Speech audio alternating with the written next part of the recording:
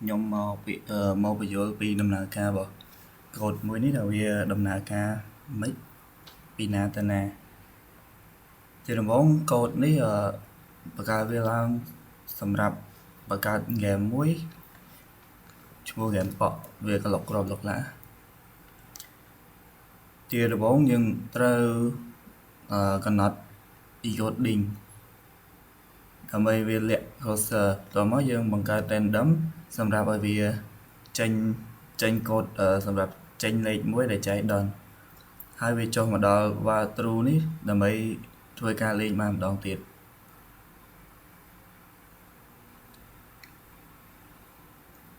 មកដល់ក្រោមនេះយើងបង្កើត var line មួយដែលមាន enter សម្រាប់ឈប់ESC ឲ្យវាបញ្ចប់ចូលមកដល់ក្រោមយើងធ្វើការប្រើ loop ដើម្បីឲ្យវាវិលចុះវិលឡើង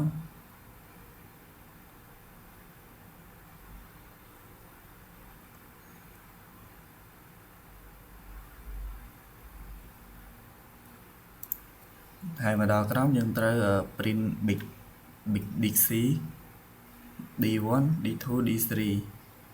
ដើម្បីឲ្យវាពជាពេលបានក្នុង120 ms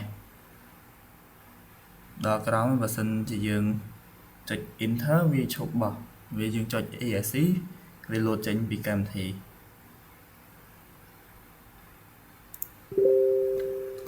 កន្លែង if នេះ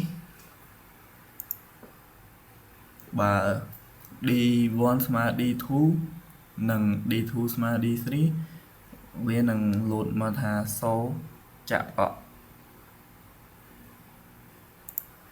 បើវាមិនដូចគ្នាវានឹងបង្ហាញ